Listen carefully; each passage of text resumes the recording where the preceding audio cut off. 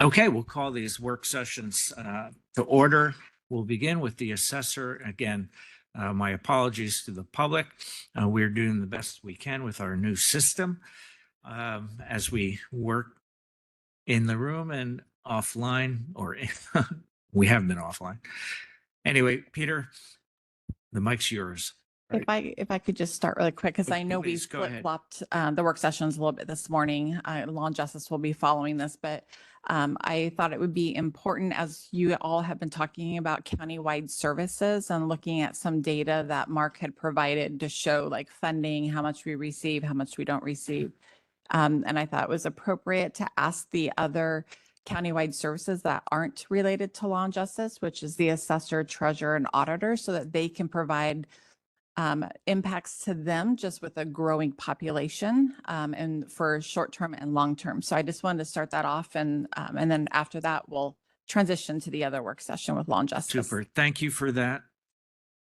Peter Van Nortwick. All right. Thank you. I'm Peter Van Nortwick, Clark County Assessor.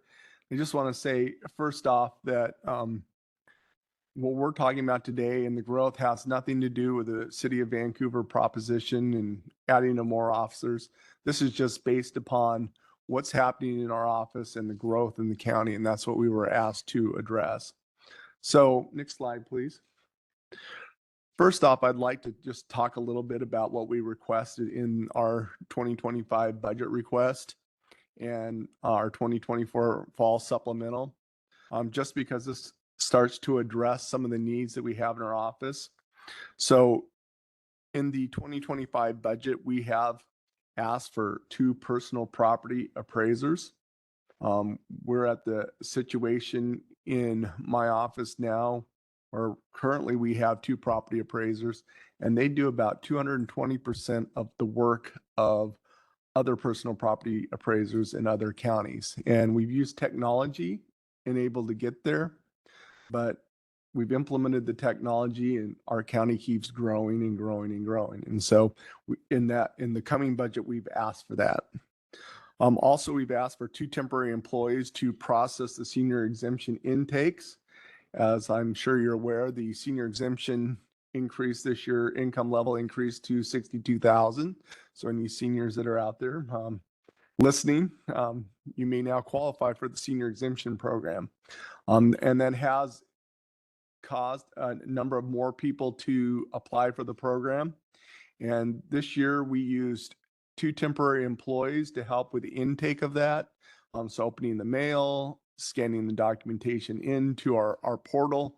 And we found that to be very successful. And of course, then we're using less expensive workers than, full-time equivalent. So that's also something that we're asking to continue on going forward, because it was very successful and it saved the county money. Also in the fall supplemental, we did ask for our near map service, which is oblique photos. And our portion of that is $31,000. The total renewal cost is $55,654. And that's because it is a cost that is shared with other departments and other offices, within the county. They also use those oblique aerial imaging. So those are requests that we have, in the upcoming budget. So everything that I discuss is in addition to the requests that we've already made for the 2025 budget based upon growth. So next slide, please. So, Clark County continues to be a growing city. Each year, we have between 3,000 and 5,000 new properties. And the assessor's office must, number one, create those new parcels through the land records, which is done in GIS. And then any new construction that's built must be added to the assessment roll by August 31st of each year. And then going forward, we must then reassess these properties, right? Every 6 years, go out and physically inspect them or inspect them via aerials and street level photography, which I will talk about a little bit later. So as the county continues to grow, there's just not an easy formula. It says, okay, we've run this many parcels, now we need this many employees. So For every 1,750 commercial properties that are added to the county, that requires us to have a 1.0 FTE of commercial appraisers, right? Because we have to keep doing that work. We need to keeping up with the new commercial parcels. Every 3,000 businesses that come into Clark County, businesses have to file personal property taxes. And we've been growing significantly in terms of the number of businesses. And so every 3,000 extra that we get, it also requires an additional 1.0 FTE for our personal property appraisers. Every 10,000 new parcels that are added, we're going to need about a 1.0 FTE for the residential appraisers. Every 500 new application increase in the senior exemption process, we estimate that we need about a 1.0 FTA for one of our joint lobby customer service representatives. So based upon the growth that we've been seeing in the county, we see our forecasted staffing needs is the first thing we're going to need to eventually add is a industrial appraiser. That work is currently being done by our commercial manager that has 50 years of service with the county. I think he's the longest serving county employee. And at some point he will retire, maybe 10, 20 years, who knows, but at that point we will need to, he is doing all the industrial appraisal now. We will need to get someone in there to do that industrial appraisal work. We are going to need another FTE for a real property appraiser 1 through 3. The pay grades there is between 7 and 10 because as they get more experience, they do move up the pay grade level. We're going to need another FTE for the senior exemption customer service specialist, and those are pay grades 5, 6, or 7. We're also, because we have been bringing more and more technology in the office, we foresee needing another department informational systems coordinator, which is a pay grade 11. And that's to just make sure all the technology that we utilize in order to keep our employee levels down is up and running. If any of this stuff goes down, we're going to get in a situation where we would need a whole lot more staff because technology is really helping us along the road. And we're just thankful for the council that in the past you have improved this technology that has allowed us to be a lot more efficient. We're also foreseeing that we're going to need another management levy specialist for LTIF support. That's local tax increment financing. That was passed by the legislature a couple of years ago. We actually have 3 of them right now in Clark County. And that would be a M2 pay grade, but as more and more of these are coming online, there's more work that has to be done in order to support that work. And it really is kind of an unfunded mandate, but it did fall to the assessor's office to actually do the work. And so regardless of what we may think about it being an unfunded mandate, it is work that has to be done in our office. So that's the staffing needs. And I just included a sheet in here that just briefly explains what all the different people do that I talked about. I won't go into that in depth. You can read about it if you have, any questions about it later. In terms of going forward, what we see in terms of we're going to need increases in controllables. A lot of us have not had increases in controllables for a number of years. Our annual aerial imagery costs, which is the oblique photos that you can see in the angle, that costs us about $65,000 a year. The annual street level imagery cost, that's about $75,000 a year. Professional temp services, the senior exemption intake that I talked about before, that's about $40,000. And then also we've increased the cost of what it costs to license our appraisers and the training for them. And as our appraisers are retiring, we're finding that we're going to need to really start training some of our junior appraisers as they move into the senior level appraisers that are retiring. We really need to get them out, taking some classes that may not be offered locally to get those expertise they need to keep providing the high level of service that the people of Clark County require. And then annual inflation increases, we're saying controllables need to increase. We're estimating about 5% because that's kind of what inflation has done recently. And contracts that we have for different services, right? They continue to increase. We come up for contracts, come up for renewal. They ask for an increase. But if that's coming out of our controllables and we don't get an increase in controllables, in essence, what we are is we're getting cut. We can get less and less of those services. And like I said, the next slide for the professional services, the aerial imagery near map and the street level imagery cyclomedia. I put the numbers of what they cost in there. We are actively, looking for partners, say with the near map, we are getting shared costs with other offices and departments to help fund that. It's like cyclomedia. They go out and they take street level photography, hoping that Public Works and some of the other departments have need of the same information. And so we're hoping to find partners, and we are actively working with other departments in the cities to share those costs. And so I just wanted to be clear that when I put this in here, these are costs that we have, but we are actively working to try and spread those costs out to the other departments, offices, and jurisdictions. And that's really all I had. So thank you. I'll take any questions anyone has.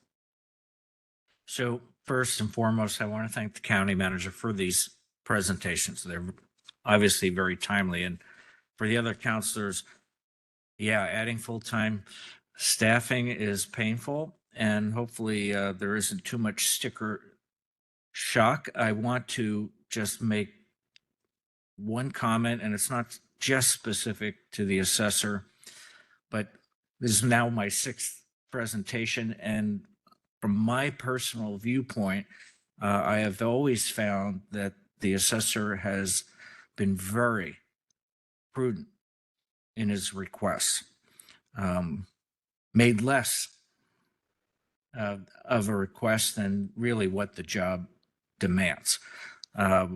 Over the years, you've been very prudent in asking for the bare minimum, in my mind, to keep up with your staffing needs.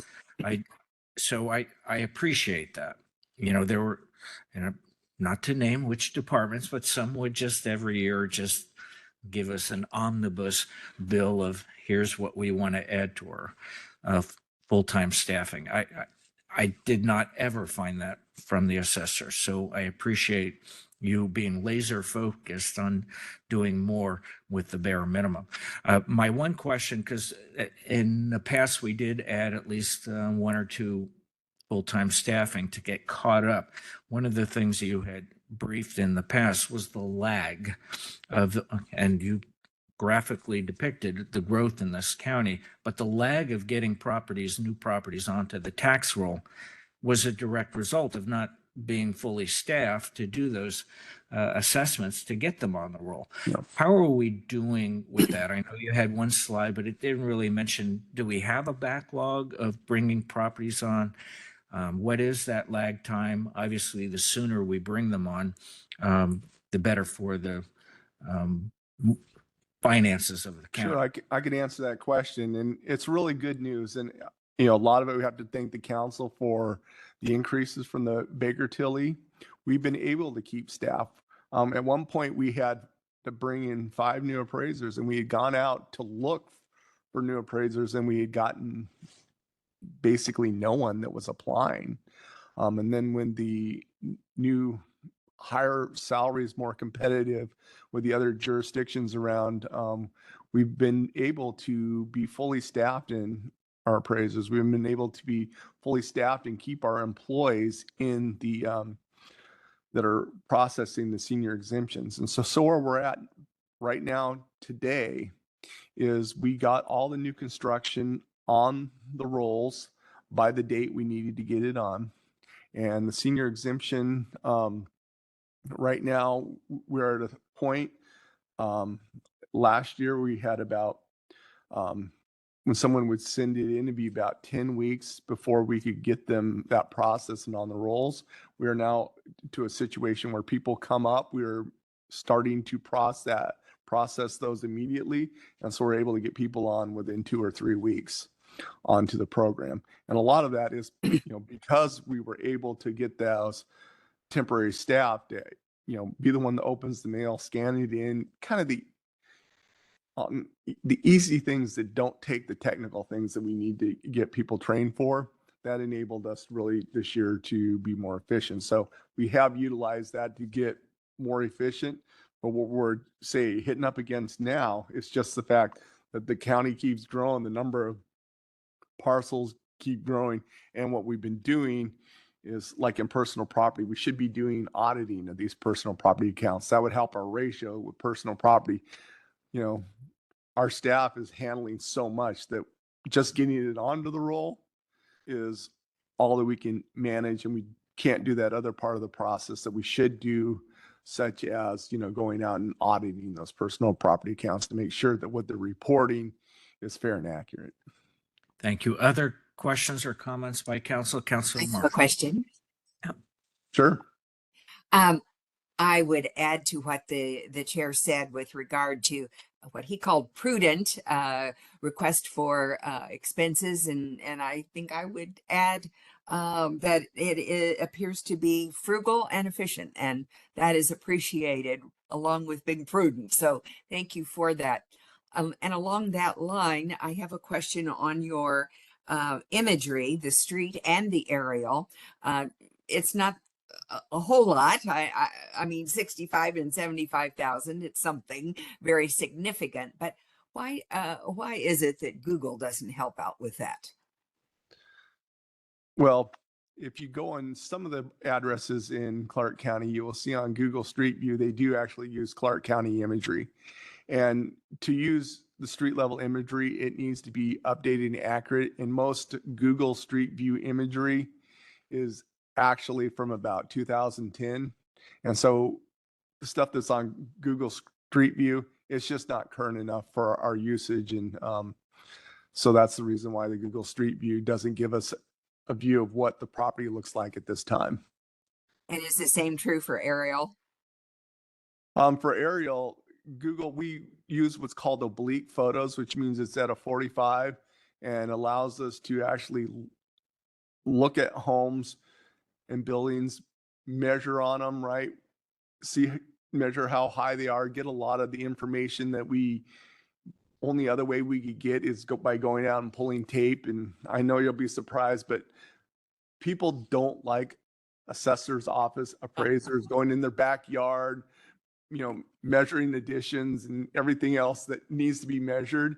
And we can do those from those oblique photos that we get because they're tied to data points, and so you can go in and actually measure stuff from a computer of the properties that are out there, which we can't do with the different Google services they offer. Interesting. Thank you. Councilor Marshall. Yes, thank you. Well, I'd like to start out with commendations on several fronts here. You're being frugal and efficient at using technologies, and strategic staffing is really great. And I do want to especially appreciate your efforts to reach out to the senior community on those exemptions. I think it's critically important. It's an upstream measure to keep people in their homes. So even though it creates more work for you, thank you for being very proactive on that You're front. welcome. I don't know offhand. I may have at one time known the sources of the revenue. Do you rely heavily on general fund? Are there fees that you're able to assess? And if so, are you keeping current with those? In terms of our money, all comes from the general fund. So we don't actually collect any monies. We do obviously impact revenues, right? Because when we add new construction, that adds revenue to the county, but that is picked up by, you know, property tax billing by the treasurer's office. And also when people come out of the current use and have to pay back taxes, that's also revenue that comes into the county, but again, it's not picked up by the assessor's office. They then have to pay those bills through the treasurer's office. So in terms of the assessor's office, you don't ever see a situation where we're actually bringing in revenue to track that. Not directly, indirectly. Indirectly. Right. Well, and just thinking of the tax increment financing, there's definite winners and losers in those scenarios. And I wonder if there's a way to recoup some of Oh. that. I'm actually glad you brought that up because there is something in the bill that says you may be able to get money recouped. And we have been working with the Port of Vancouver and the Port of Ridgefield and the City of Ridgefield for an interlocal agreement to actually get paid back our costs for implementing that program. And so we are actively putting those agreements in place to get money back to the county for the actual management of the local tax increment financing. Great. I understand Port of Woodland, which I think comes in partially into Clark County, is looking at a tax increment financing as well. So I'm sure keep your eyes all open. the ports will, and the cities will, and the different jurisdictions, they find out that there's things that they can do to bring in additional revenue for capital projects, they'll utilize them. Right. And it's great to hear that Baker Tilly has made a difference. I know that was a real frustration in training people that then would go to Yes. Portland and get paid more. And then I also want to appreciate that you're looking at succession planning. I think, as a farmer, it's in the forefront of my mind as far as succession planning, and probably every department needs to take a hard look at that. So thanks very much for this information. All right. Thank you. Michelle, Glenn, question? Yes, I have a question. Go ahead, Peter, for the senior exemption program, how do you get the word out about that?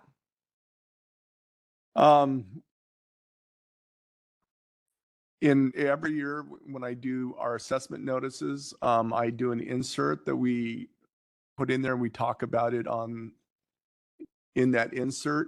It's also on all of the assessment notices that go out. We also go out to different senior groups. We actually have an outreach person. We've gone out to visit all the cities. We've had outreach in all the cities. We go to, like Meals on Wheels, breakfasts and lunch in the different cities. And so we do a number of outreach events to get the word out. So pretty much anyone out there that has an outreach event, we try to be at. We've gone to like the Chinese New Year. We were at that. And I want to also thank county staff because we had Chinese speaking members of the county that also joined us. We go out to the fair on both, I can't remember what the day is at the fair, but Senior Day and Military Appreciation Day at the fair. We were out there those 2 days with a booth in front of the exhibit hall. And so, in our partner offices, helping that also, they also send employees out with us to do these outreach events. And, we speak to neighborhood association meetings. So we try to use as many ways as possible to get the word out. Hopefully that answers your question. Thank you so much. I appreciate that. Great work.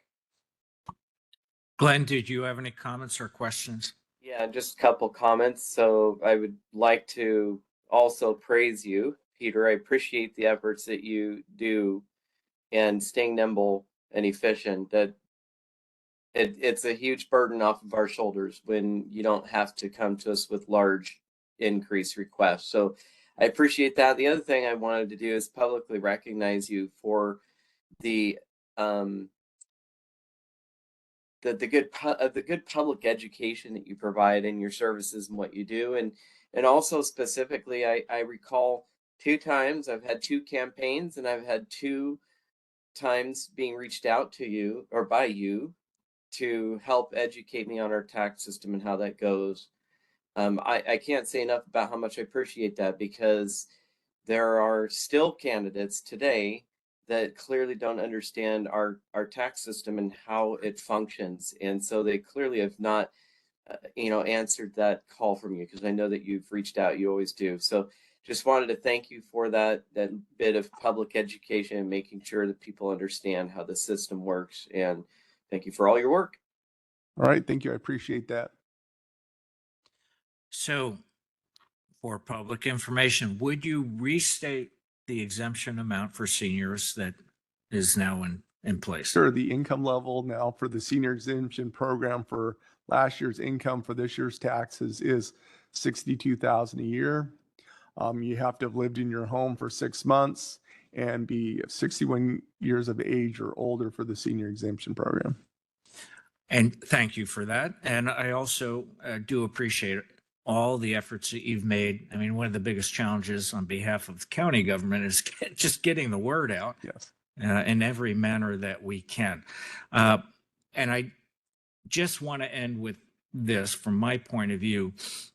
You mentioned that, well, private property owners don't like assessors coming onto their property and measuring and taking photographs and doing their job.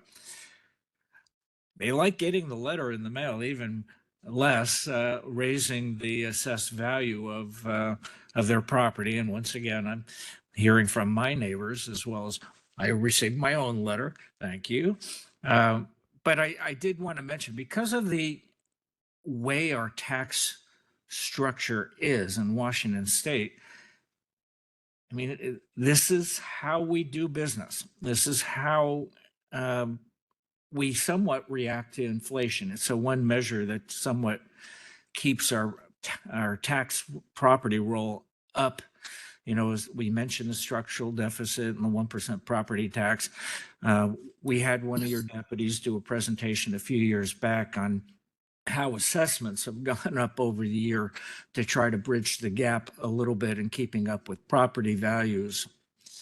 And then the other big component that we don't often talk enough about is the issue of our sales tax, since I know that's not your business, but our loss to Oregon because of the huge shopping district right across the bridge.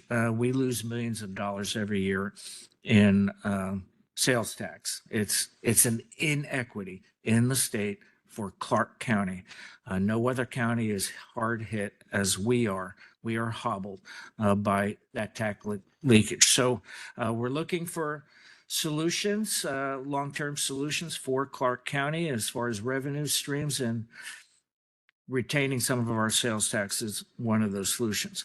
Everyone, please shop locally. Yeah. That will help too. So just Anyway, I want to give you the last word. Do you have concluding comments? just on to your respond to presentation? what you said, I think it's important for everyone in the county to realize the assessor's office does not set the amount of money that we are going to collect. Our only job is to determine what percentage each property is going to do and do it fairly. We want to be as close to 100% of market value as possible, because when you are at 100% of market value on the assessments, that actually lowers the tax rate. And our low-income seniors have their property value frozen. And so the lower the tax rate can be, that means our most vulnerable population, the lowest their property taxes will be, because they're fixed rate and that lower tax rate. And so doing a low assessment level and making everyone happy by having their assessments low would actually shift taxes onto those low income seniors. And it's really just not something that my office is interested in doing. But it is important for everyone to realize that property taxes and the amount that's to be collected is set by their elected representatives, be it councils, fire districts, everyone else. We're just seeing, they send us in an exact dollar amount. As the assessor, we just divide it out and the treasurer's office collects it. So I think that's important to note for the public. Yes, thank you so much for that.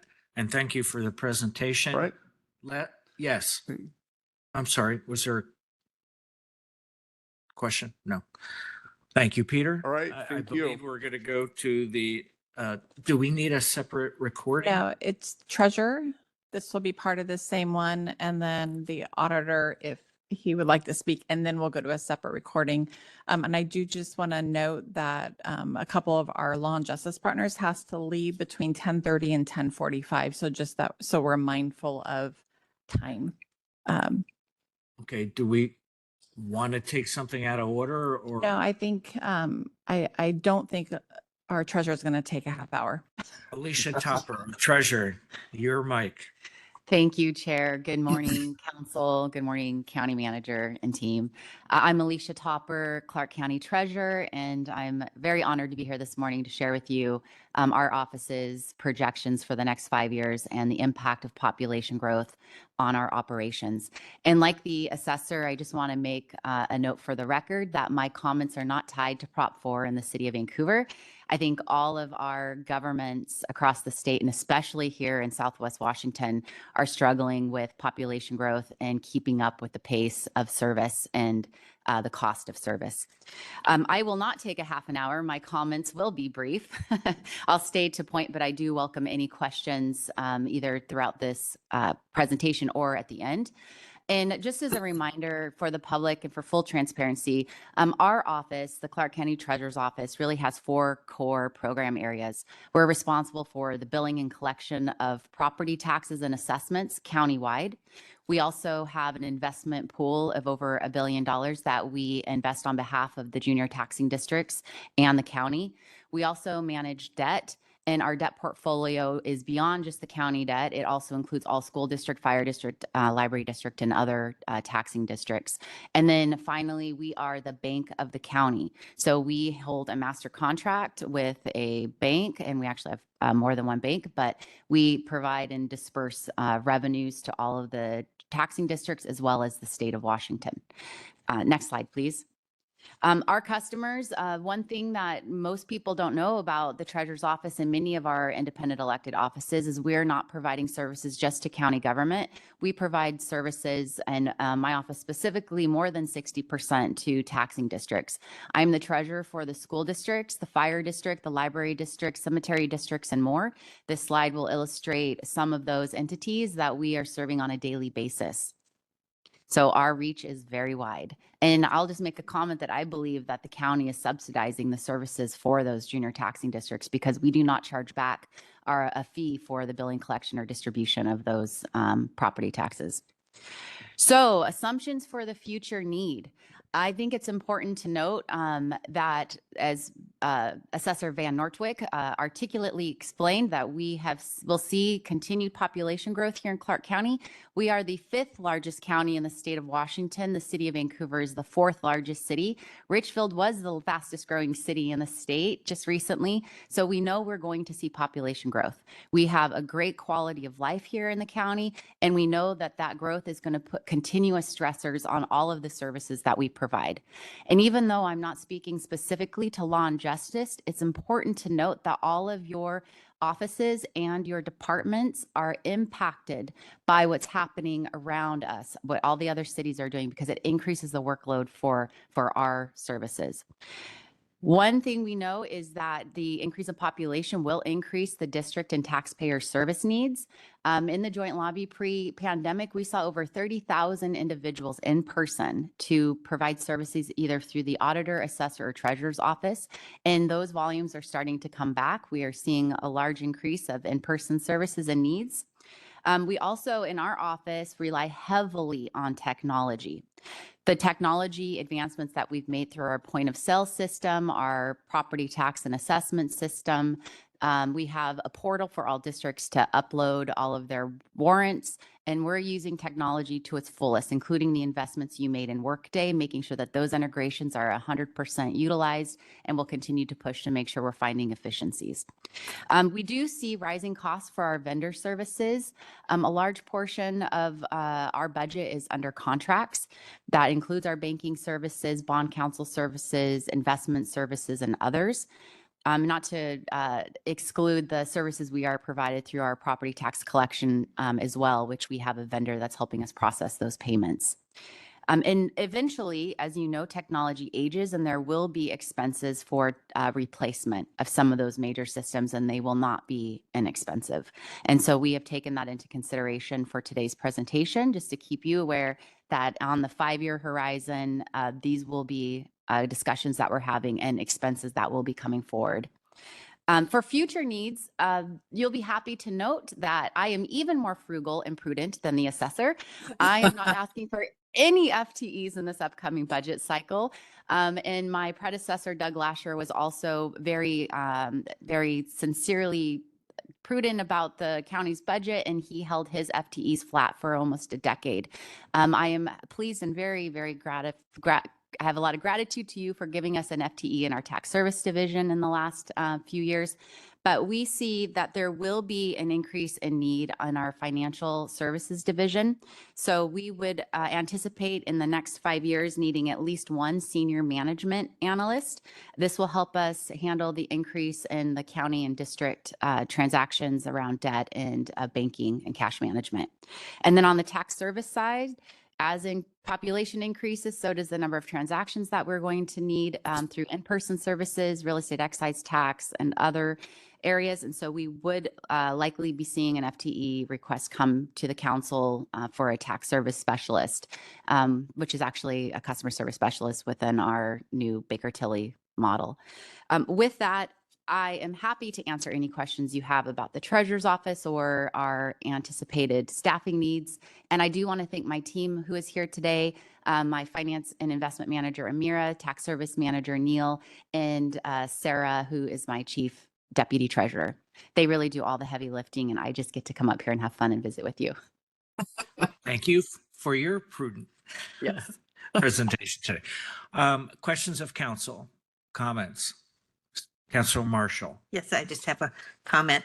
Well, thank you for this presentation, and your frugality and efficiency is noted and appreciated.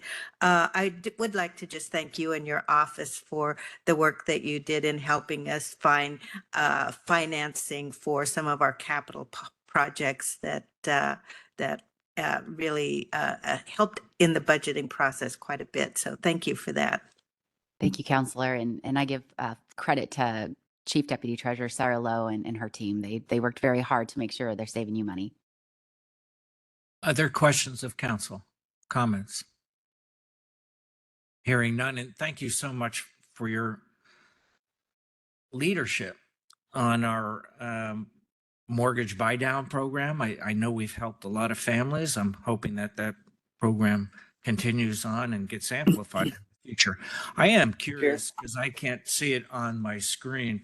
Is anyone from the city, Vancouver City Council, on watching this presentation that you know of? Okay, Glenn Young, you had a comment? Yes, just wanted Please. to thank you also for an excellent job done in the county and its work. I did have a question though. I was actually thinking of asking this before you made a comment about the junior jurisdictions. And I'm curious, are you serving them by requirement of state statute, or is that an elective collaborative process that moves through? And I would be interested in hearing a little bit more about the resources that are being consumed to help them, and to see if there's any way of cost recovery on that. Great question, Counselor. Thank you, Counselor Young. Yes, the duties of the treasurer are spelled out in state statute, and my duties to the junior taxing districts is as ex officio treasurer. But as you know, as our constitution was written and as the government became more sophisticated, the county government used to be the governing body for school districts and others. And then as they became their own entities, they had their own elected bodies, they were managing their own budgets, the role of the treasurer remained the same. So I'm still providing services, and most of the school districts have larger finance teams than my entire staff. And so this is a discussion that county treasurers statewide are having, and we have a priority bill coming forward this legislative session that will look at cost recovery to counties for the services that we are providing to junior taxing districts. I've scheduled meetings with a lot of our junior taxing districts to give them a heads up on this proposed legislation, and I will be meeting with each of you to share what our hopes and dreams are with that bill. Okay, great. I really appreciate that update. Yeah, thank you, Counselor. Thank you. So thank you so much for the presentation and the team. Were we going to hear from the auditor next or Yes, not? if he has anything to share. If not, that's fine as well. Stand in front of the council and talk about what a wonderful job people in the auditor's office do, how frugal we are.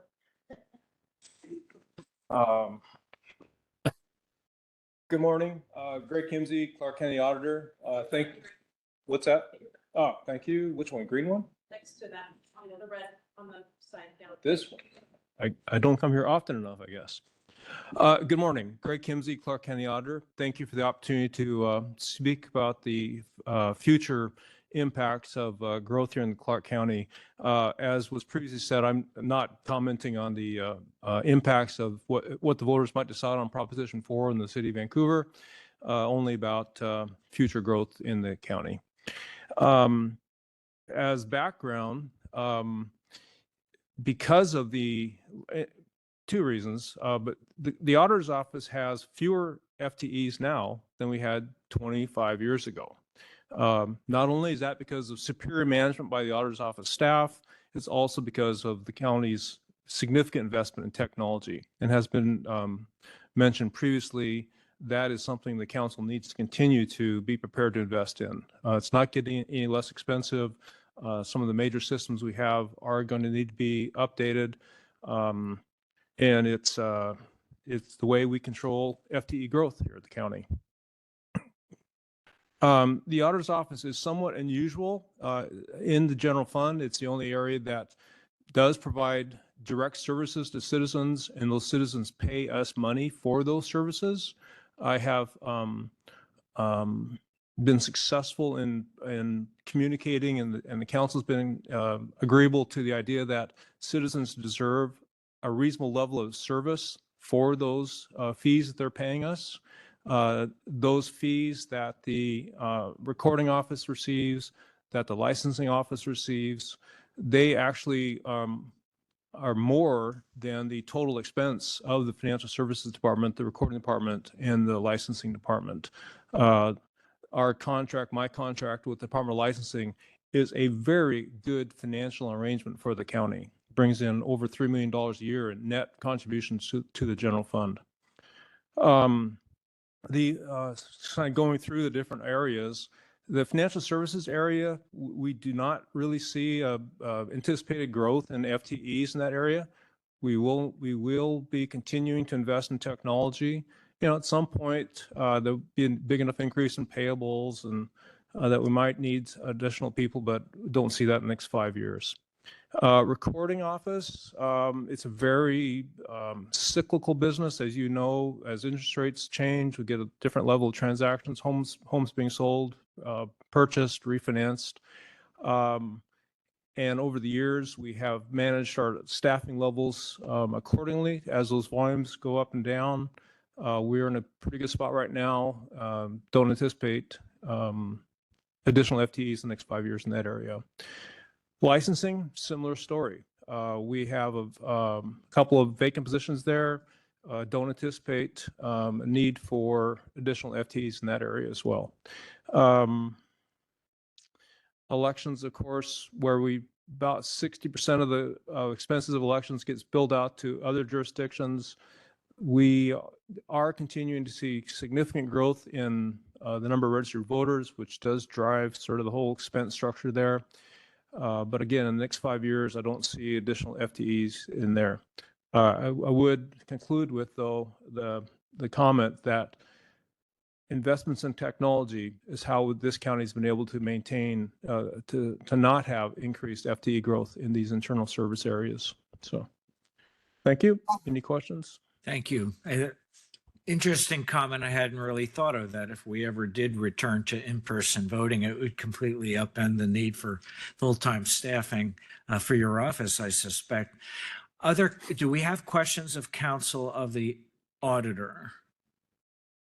Councilor Marshall. Yes, I just have a comment. I've had the opportunity to serve on the audit committee, and I would just commend your staff. They're doing a great job, and I've enjoyed that experience. Thank you. And I see you're wearing your I voted sticker. I didn't get I one am. this year because Happy to get you one. Happy to get you one. other questions by counselors? Karen, do you have your mic on? I do, but I really don't have a question, but I have been recently a client, I guess you would say, or a member of the public who was taking advantage of the services for recording in your office up there in the public area at the lobby. And it was an efficient system for getting people to get to the front of the line. And I'll agree with you that the fees were high, but the service, the service was superb. The gentleman who worked with us at the counter was totally well informed and shared his knowledge. It was a good experience. Thank you. Well, thank you, Councilor Bowerman. The joint lobby, the partnership between the auditor, assessor, and treasurer's office is really something this county should be very proud of. Really is, and the individual people who work there do provide fantastic service, really good customer service. We get a lot of good comments exactly like yours about the good service people receive. So thank you. Chair, Go ahead, Glenn. just also again, Greg, I appreciate working with you. You do a great job for this county and great work. And I just continue to have kind of some weird things happen to me. I received a random ballot at my home that was addressed to my address. I brought it to the attention of the auditor's office, and I cannot tell you how quickly it was resolved. And the individual apparently had moved and transposed a couple numbers on when they had registered to vote. So we got that cleared up, and the individual, I'm sure by now, likely has a ballot of his own. So I just appreciate all the efforts from your office. Well, thank you, Councilor Young, and I will take the opportunity to remind each of the people watching today, people who are present here and online, that if a ballot is received at your home for someone who no longer resides there, please return that ballot envelope to the post office. Tell them right on the envelope, does not reside here, return to sender, and that will be returned to the elections office, and we will then process that going forward. So if a ballot comes to your house, if someone doesn't live there, send it back to us or call us. Thank you. And we look forward to Councilor Young sitting on the canvassing As for this coming election. as we do as well. Thank you very much. You're very welcome. Now, so what did you have lined up next? Okay, so